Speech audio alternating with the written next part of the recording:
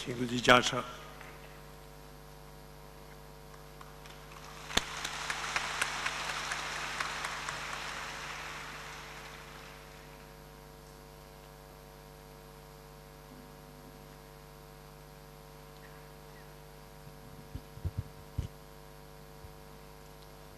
各位，下一則嘅佛光菜根譚呢，係第4頁嘅第16則。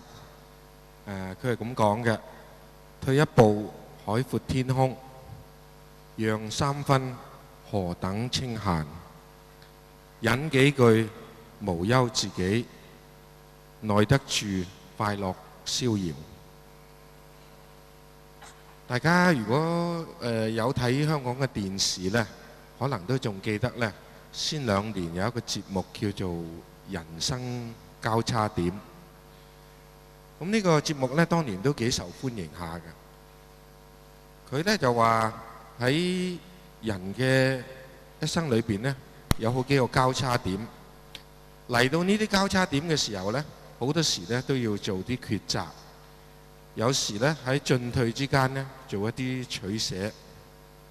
咁而呢啲咁嘅抉擇同取捨呢，好多時又會影響我哋日後嘅發展，我哋日後所走嘅路。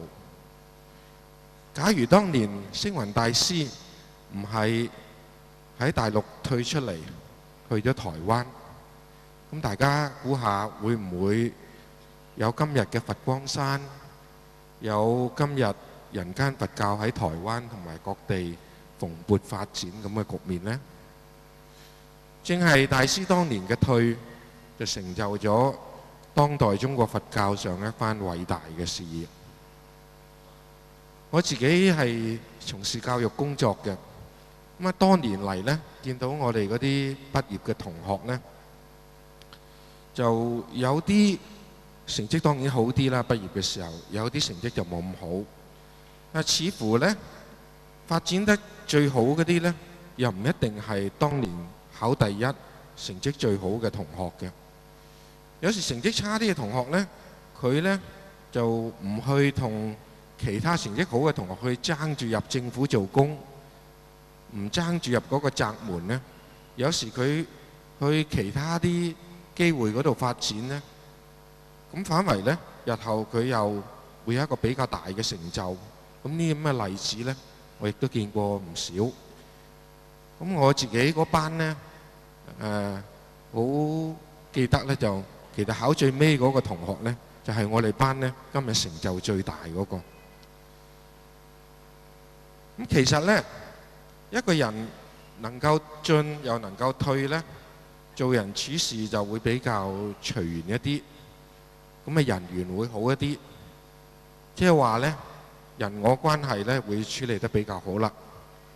咁呢啲其實呢，就係好多大公司、大機構嘅管理層人員所需要具備嘅一啲條件嚟嘅。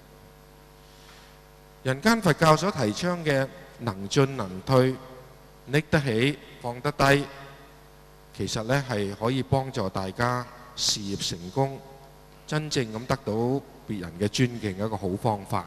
多謝大家。跟住我哋請何顯貴律師同我哋介紹下一則嘅佛光菜根譚。